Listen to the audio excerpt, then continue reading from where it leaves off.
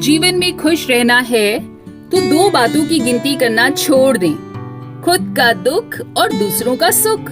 जिंदगी आसान हो जाएगी, क्योंकि अपना दुख और दूसरों का सुख तो हमेशा बड़े लगते हैं, ज्यादा लगते हैं। मैंने अपनी जिंदगी में सारे महंगे सबक सस्ते लोगों से ही सीखे हैं। आप कभी भी अपने आप की तुलना मत किया करो। यदि आप ऐसा कर रहे हो तो आप स्वयं खुद की ही बेइज्जती कर रहे हो। हम सभी को ऐसे लोगों की जरूरत होती है जो हमें प्रतिक्रिया, फीडबैक दे सके, क्योंकि इन्हीं के कारण हम अपने में सुधार कर सकते हैं। एक समझदार आदमी को सारस की तरीके से होश से काम लेना चाहिए और जगह, वक्त और अपनी योग्यता को समझते हुए अपने कार्य को अंजाम देना चाहिए। जिस आदमी से हमें काम लेना है, उससे हमें वही बात करनी चाहिए जो उसे अच्छी लगे। जैसे कि एक शिकारी हिरण का शिकार करने से पहले मधुर आवाज में गाता है। किसी के छांव के नीचे खड़े रहने से खुद की छांव का निर्माण नहीं होता। खुद की छांव बनाने के लिए कड़ी धूप में खड़े रहना पड़ता है। जितनी भारी मुसीबतों की जंजीरें आपके कदमों में बंधी रहेंगी, इनके उतरने पर आपकी उड़ान भी उतनी ही ऊंची होगी। अपने आप को दुर्भाग्यशाली समझना सही नहीं है, क्योंकि आप अकेले तो नहीं हैं जो संघर्ष कर रहे हैं। जो इस दुनिया में आया है उसे संघर्ष तो करना ही पड़ेगा। खाली बैठकर खुली आंखों से सपने देखने से कोई परिणाम नहीं निकलता। मुसीबतों के सागर में हाथ पैर मारे बिना काम नहीं चलता। ठोकर खाकर गिरना, फिर खुद को संभालना, खुद ही संभालना और फिर दोबारा से चलना, यही तो संघर्ष है। यही तो जीवन का सत्य है।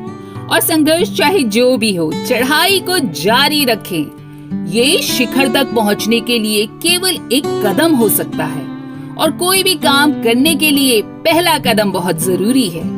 हमें खुद पर गर्व होना चाहिए कि जीवन के सफर में हम इतनी दूर तक आ गए हैं, और हमें खुद पर भरोसा होना चाहिए कि हम और दूर तक जा सकते हैं। और दूर तक चलने के लिए अपने कदमों से जंजीरों को हटा दीजिए और कभी चलते हुए ध्यान न भटके, इसलिए अपने मुंह पर ताला लगा लीजिए।